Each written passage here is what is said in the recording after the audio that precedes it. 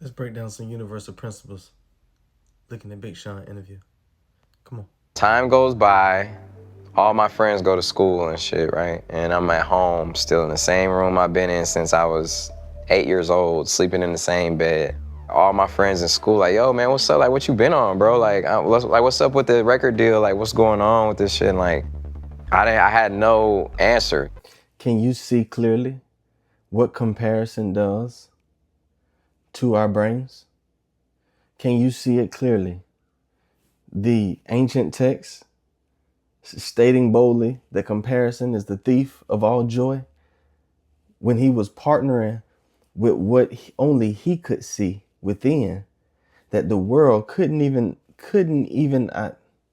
the world couldn't even imagine, didn't even accept.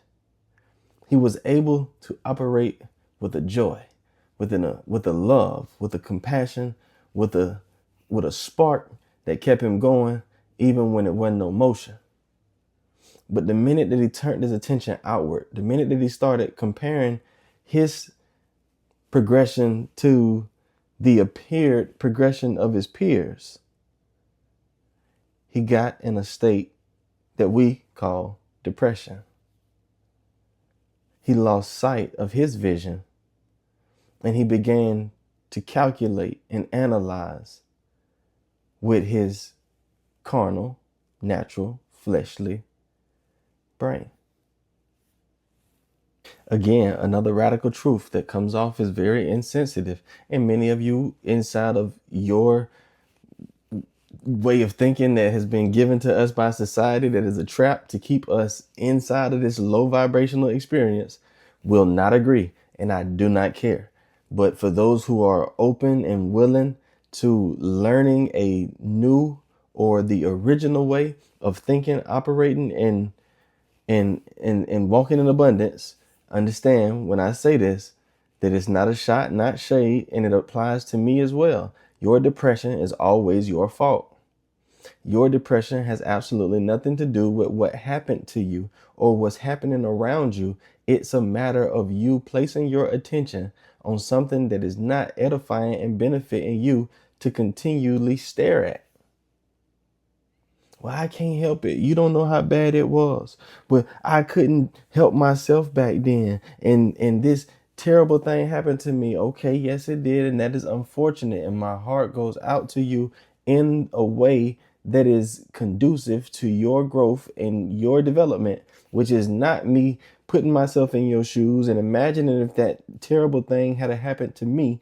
It's me partnering with you in this present moment and saying that version of you in the past is no longer.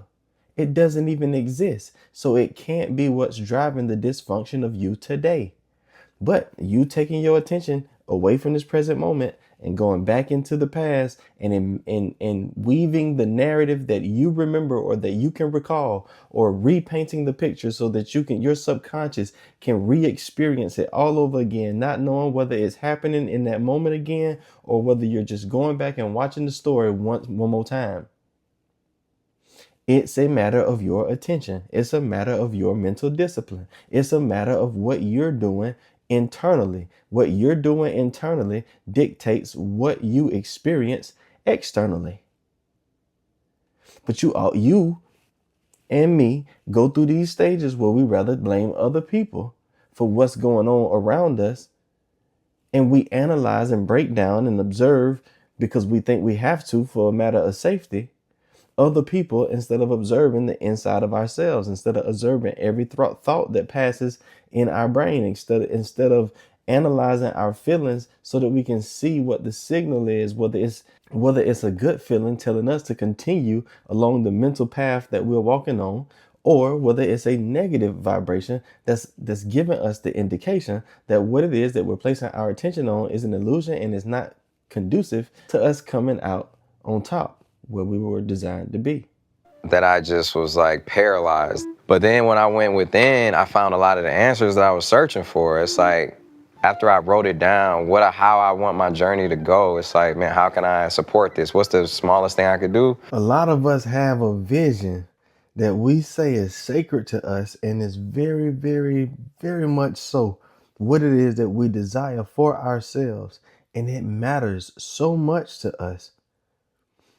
If somebody else attacks it or even challenges it, we act as if our entire existence is under attack and we get defensive.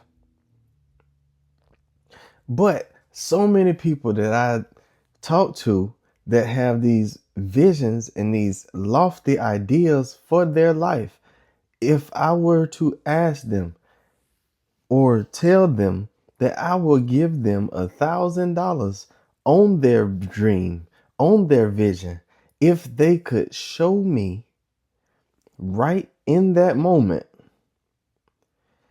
where they recorded clearly this vision and wrote out an action plan that was received from a meditative state. So you've taken this vision, this dream, this picture, and you've converted it into words and declared that it is yours.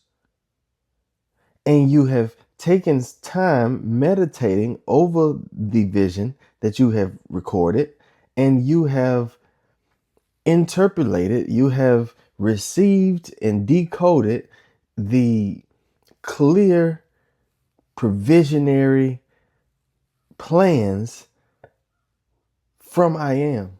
And you've broken them down into actions, from the smallest of actions that you can take with no money involved, with nothing but a little bit of time invested and no help from anybody.